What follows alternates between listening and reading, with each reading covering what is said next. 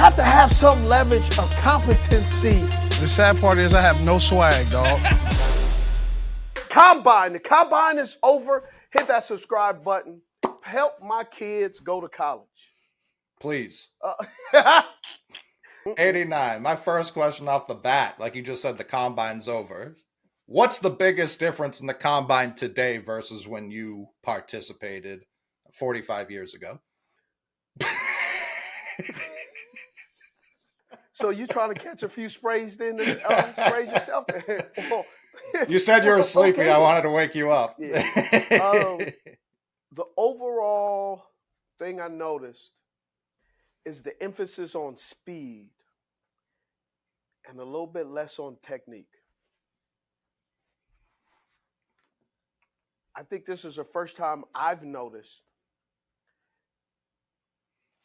the players were more focused on the accessories than understanding the fit. What do you mean by that? I believe the accessories are the 40-yard dash. Mm-hmm.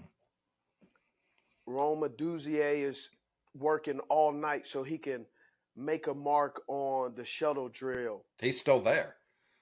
That's a positive. It shows his desire to work. I also look at it too in a critical eye of scouting. Why? Why are you so enamored to make the shuttle time?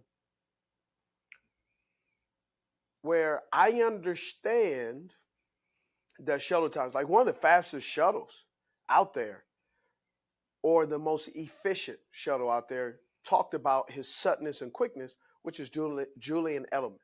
Mm-hmm. Julian Edelman was drafted still late, but he was drafted because these drills do speak and say this will translate to something, right? All these scouts, different folks look at different drills that speaks to them. So for me, Scout 89, I look at on the field drills. That told me a lot. Because I wrote the technique for route running was a little bit different than in the past years.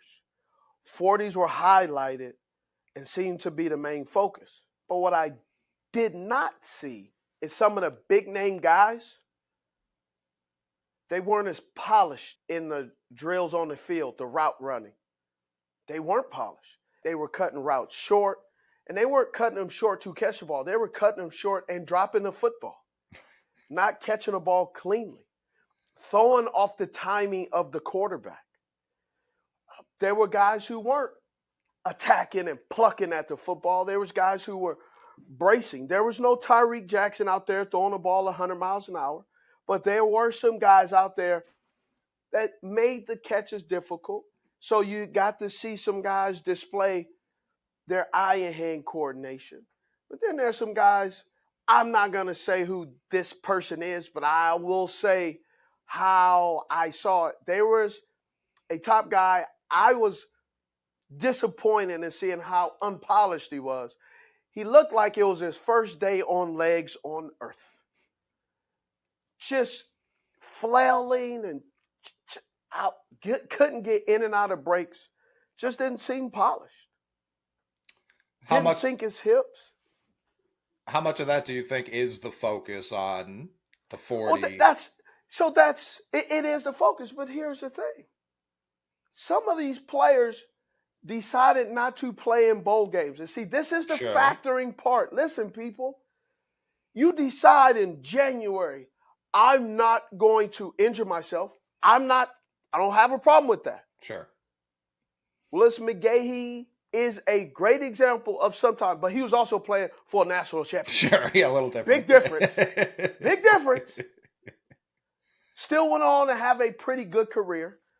I would say you don't know, but football is a game where injuries happen all the time. I've seen guys tear their Achilles in warm-ups. Right.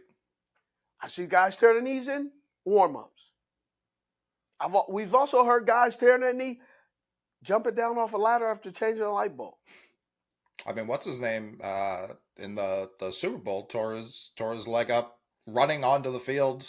The linebacker, I'm blanking on his name right now because I'm focused on prospects. Yeah, But yeah. Greenlaw. yeah, Greenlaw. Yeah, he tore his Yeah. knee getting ready to go on the field. Like, hey, you never know Yeah. when it's going to happen. Correct. It doesn't. It never sends you a warning like, hey, No. ding, ding, ding, Yeah, ding. tomorrow, be Hey, on the lookout. look about 4:15. You know, about the 4-minute mark in the Super Bowl.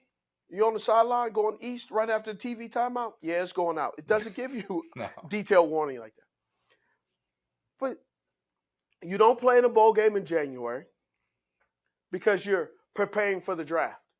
Bro, you had, let's just throw 47 days and this prepping you're doing, and you come out here and you're not polished at all.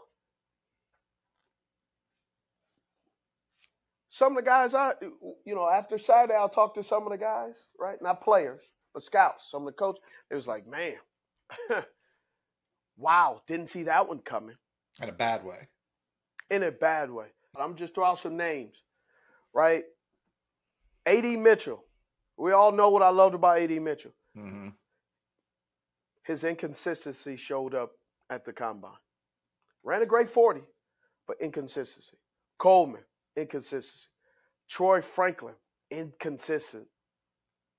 He was all over the place, man. Guys who didn't hurt themselves, but they left us going, oh, I thought you would do a little bit better. Yeah. Right? They didn't move the needle up, definitely. Sure. They did make a few people go, And the reason I say they didn't look polished because all the deep routes and the speed routes, they were all over. But the technical routes, which would put you in that top 10, I thought I would see a little bit more. Mm-hmm. I thought I'd see a little bit more crispness. I was surprised at the lack of crispness of some of these guys. A.D. Mitchell, Troy Franklin. Yeah. I didn't think they had their best day. That's all I'm saying. They didn't have their best day. Sure. They had a good day, but not their best day. Who did you hear the most buzz about? Obviously, Worthy online was getting a lot of buzz because he ran the fastest. Should get. My little note with Worthy is I'm worried about more than anything. Because of his speed, will he be overdrafted? Right. Will someone pick him in a spot that all of a sudden he has to be their number one wide receiver? Yeah, day one. And I don't believe he's ready to be the number one wide receiver today. But he did run a hell of a time. Sure did. And it was dope to experience and watch. But now we've experienced it. You cannot sit here and tell me that Worthy has jumped in the top 4 best wide receivers in the draft based on the film. No, and I try and think back because every year someone has the fastest 40. That's just how it works. But how often is the guy who runs the fastest 40 the best receiver? It never works that way. Very, very rarely. Yeah, very rarely. Yeah, sure, very rarely. But it's like Jerry Rice, famously not a breakaway speed guy at a combine. I don't know that Moss ran the 40. I'm sure he was busy that weekend. But it's like that. I'm not saying those guys can never be good, obviously, but it's never wide receiver 1 or anything along. That's why when we talk about him a lot, when the Bengals took John Ross, even in the moment, it felt like might be a little high. And then the following year, a couple of years later, some other guys ran some fast times. Henry Ruggs, right? Yep. He ran a fast time. We all know that unforeseen sad story. And there was a death in there, and I'm not minimizing and saying, oh, Steve, that's an outlier. It's not an outlier. It just shows you when you are thrusted into that limelight, and expect and have unexpected expectations. Maybe to some degree, I would say unrealistic Sure. expectations. You can never fulfill them. And not saying that Worthy can't. Let's be honest. I think Rome did a great job, and I think Rome put himself solidified in number 3. Yeah. The number 3 wide receiver. I was impressed with him. I was impressed by his demeanor. I was impressed the way he ran. He ran smooth. He almost looked like he was cruising. I also watched him, and I still believe he will dominate in the slot initially. I am not sure the way his smoothness is if he can dominate like college. Right. Like, will he play well? Yes. Will he dominate eventually? Yes. I'm not sure you will see immediately the same way he dominated in college that he will dominate in the pros, especially outside. I think he'll have more success his first year playing in the slot a little bit more. He'll play outside, but I think his versatility and his just how he is, man, it'd be like taking candy from a baby if he plays in the slot like that. For sure. I appreciated his honesty because there's so much you can take from what they're doing on the field, like you call it the Underwear Olympics. Someone asked him if he could land a plane, and instead of lying, he said, "We're all going down." I appreciate that honesty. He knows what he can do, knows what he can't do. He's not trying to be somebody he isn't. That I appreciate. But you'd be surprised. Some of these young guys have no idea what they can't do. Correct. Yeah. No, yeah. They can't. I love, I love going in the comments and seeing the comments. There's some people say, someone said, I'm the worst evaluator. And I bring this up. This is an example someone says, and they keep bringing it up. They say, well, Jonathan Mingo didn't do anything. This is a Panthers fan. Steve, keep your mouth closed. You don't know anything. Jonathan Mingo didn't do anything for us. You told the Panthers to draft Jonathan Mingo over Tank Dell. Well, newsflash, people.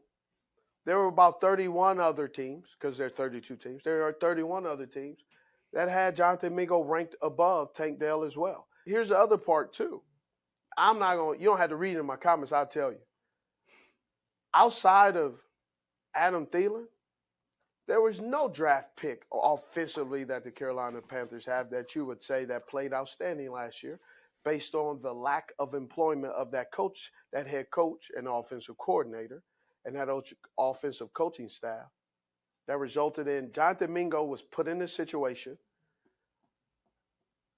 that he could not excel. Jonathan Mingo is an out-breaking route guy. And in that offense, he was running in-breaking routes. So what you had is a Phillips head screwdriver trying to screw in a flathead. Right. And it didn't fit. It's year one. I may have missed it. I don't know that he retired. No, but you know how it is. We had a couple other questions. Go ahead, do tell. Todd Right. 85, potentially Todd Heap. Who's to say? I have a question that Steve would like. Bold. We always see first round receivers with great physical gifts not pan out. So, what guidance would you give a young receiver to help him develop and maintain the ability to master the chess match so they can process and react effectively? AKA, what is the blueprint for relying on your mind to be the most powerful tool on the field? That would require going to the right team. I didn't believe it as a player, but I believe it now. And as I got older, man, you got to go to the right team that understands what you do best. Mm-hmm. Because if you are a ZY receiver, meaning, and a ZY receiver is a guy that you have to get moving. He's lined up on the same size of the tight end. So he's a guy where you send him on drives, you send him in motion, it gives a creativity. X is a stationary stand. You are solo. You are not allowed to move. You have to be you have to check, right? Kadarius Toney was an X. He had to be on the line of scrimmage on that play. He did not tell. That's what an X is. Okay? On that play, that's where you're lined Sure, up. yeah. Okay. X also has to create his own shot. He has to use his leverage. He has to angles. X traditionally is the speed guy. That's what X is. Z's the route runner. F is the route runner. X is the speed guy. DJ Chark, some of those guys, those are X guys. Back in the day, the guys who could fly. And having a team that knows how to utilize those players, not put a left foot in a right shoe. Yes. I'll tell you right now. Wes Welker. Bro, Wes Welker did not get smart when he went to New England. Sure. He didn't all of a sudden learn how to catch the football when he went to New England. Right. He was drafted, right? Oh, yeah. He knew how to catch football. He knew how to run routes. But he was also on a team that did not know how to utilize him. Wes Welker played for he had two people he thrived with. Tom Brady and Peyton Manning. Which meant those teams in that organization, those wide receivers coaches said, hey, for Wes Welker to be Wes Welker, impact the team, impact the game, move the chains, move the ball, we need to put him in that slot and have him run these routes. Worked pretty good. I think it worked out for him. Not Yeah. sure. Maybe I may be overstating it. Yeah, jury's still out. Still out. Still waiting for it. I also like we've gotten some people, I don't want to say we, have gotten a little bit smarter. It's not as clear as like this person ran the fastest, they're the most athletic. I saw Scott Barrett had top wide receivers by speed score, which is weight adjusted. Since the DK Metcalfs of the world have come in, it's like, yeah, this guy, the Calvin Johnsons, it's like this guy's not only much bigger than everyone, but he's as fast as them too. That feels different than the 5'10", 170 guy running faster. So per all of the metrics, this is the a most complicated question. Go ahead. well, it's not a question at all. The most okay. the most athletic person at the combine was Xavier Legette. He looked good. He had so I heard that he had a little bit of knee problems at the Senior Bowl, so that's why he wasn't able to separate as much. But he looked real good. He looked clean. I like he ran fast. He looked good and agile. I also said he's DK Metcalf. And some people were like, "Oh, how can you disrespect DK?" I'm just saying that he's just a big and burly kid who can move. Right. DK was a big burly kid who can move at the combine. That teams were like Guga. They were drooling over him. I think he's a little bit more advanced than DK was at that time. Right. Because DK at Ole Miss, he didn't run the same routes he's running now in Seattle. Right. DK ran like a few routes at Ole Miss. Okay? He's run a lot more routes at Seattle. He's also added to his repertoire. When I watch Legette, and I watch South Carolina, and I watch Rattler, there were times my man was just running routes because the quarterback just was inconsistent. Yeah. I wonder how the outcome would be because sometimes the ball just didn't get there. For sure. For various reasons. Number 2 was Brian Thomas Jr., LSU. Felt like he had a nice he looked showing good. for himself. He is athletically better than Neighbors. Sure. Yeah. And that's not a but slight. Neighbors just has crazy. that dog that Thomas doesn't have. Mm-hmm. Thomas is more athletic and well put together and he's the more athletic one out of them. The problem is when you look on tape, Neighbors puts more aha moments than Thomas. Would it be like using pro comparisons when Deshaun Jackson and Jeremy Maclin were together? Maclin would be Neighbors, Jackson would be BTJ. No, that's a bad comparison. All right, I was just Throwing one No, out there. that was a good question. It was a back comparison. Well, I'm thinking of the my- speed guy versus the more polished route runner. Macklin wasn't a polished route runner. See, that's the part Okay. that's the part that's. He looked I'm fine to starting me. I don't. I thought he was all right. He he was all right.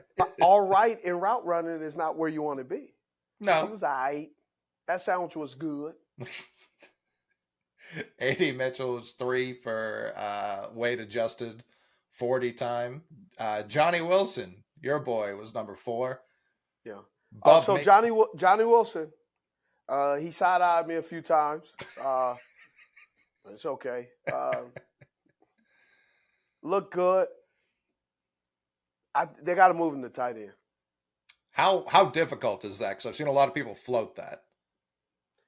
Yeah, they floating it because it's true. No, I know, but I feel like every once in a while we get, because he's a 6'7", like monster for He's 6'6". a human. Okay, still a large human being. Large human being who has to sink his hips. Probably 6'6". That's kind of hard. Right. But if you're a team drafting him and you do intend to move him to tight end, that doesn't feel like a year one type of. That feels like you need at least a year just to put the weight on. He's 237 pounds, 6'6". He doesn't need to put the weight on. You just need to refine how and what he does. When we had Darren in Baltimore, Darren can fly. It just took him a little bit of time to build that speed up. Gotcha. For a wide receiver, you don't have time for that. For a tight end, that's what your expectations are. That's why you switch him over. There's people that wanted.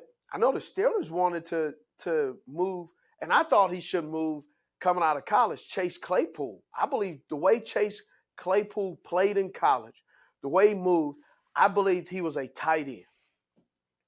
He can run, but it takes him a little while to build up. Sure. And that build up is why, at times, he was exposed as not a crisp, polished route runner. Why his rookie year, he jumped on the scene. When everybody got that film and they were able to study of what he could and could not do, they started playing to the things that he could not do and started playing outside. Or remove the jump ball. Beat us with something else. Right. And I believe that's why he struggled a little bit. Then he goes to Chicago. They holding him back.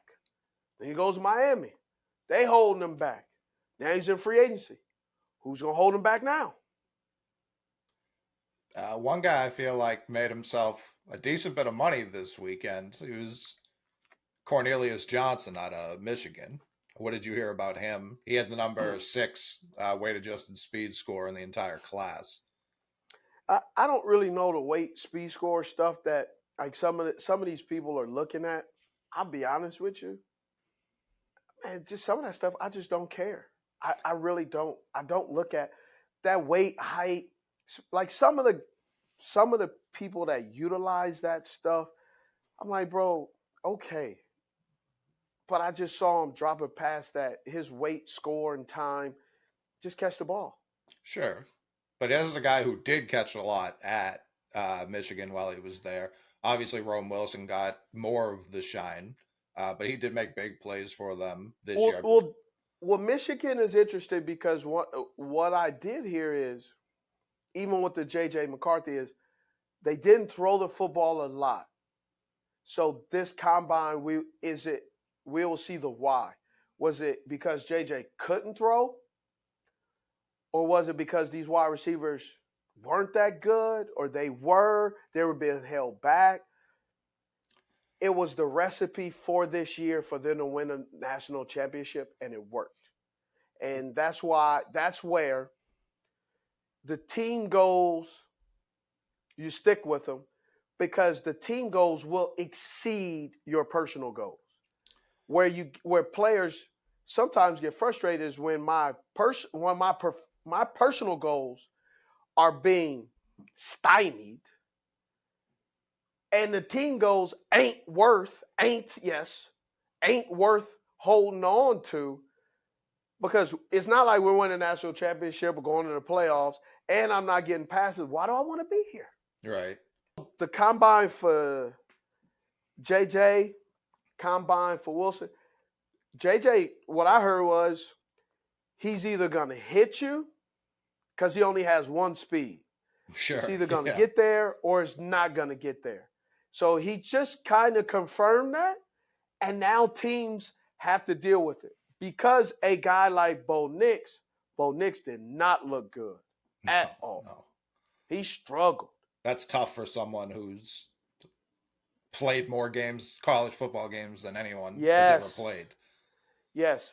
So I did hear, and I took the note, that old Bill Parcells' kind of measurable was, man, I need to see, I never take a guy high if he doesn't have at least 31 starts or 31 wins or somewhere in that 30, because that'll let you know, that'll give you enough information to say, yes, he needs to work on some things, but you can't really hide what your deficiencies are when you limit a guy on his throws. If he has 31, you see exactly who he is. You know, struggles in this area, excels in this area, needs to work on this area, don't touch this area. So, and a great example of that is Jamar Thrash from Louisville. In Louisville, that old Purdue offense, where there are going to be one or two guys who gets fed. And then you just have guys who are running the routes for the concept of it. But I went back and watched his tape at Georgia State. I believed he ran a lot more of the route tree against Georgia State, than he was allowed to at Louisville. So I saw some things at Louisville. It's like, okay, he's not a 4-2-1, but he got some burn. They ran a lot more double moves. But he ran a lot more technical routes at Georgia State that he did not get the opportunity to run at Louisville. One last thing on JJ.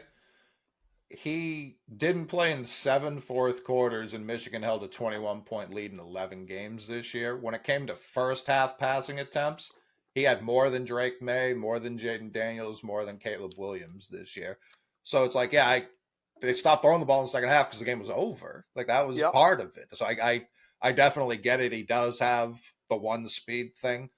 But I do think some of it's just like, Michigan was really good. I don't know that should be entirely held against them. No, it's not. I'm definitely not. No, not you. When I read the discourse around JJ, and I'm not saying he's QB1 or anything like that, but it's like he never had to pass.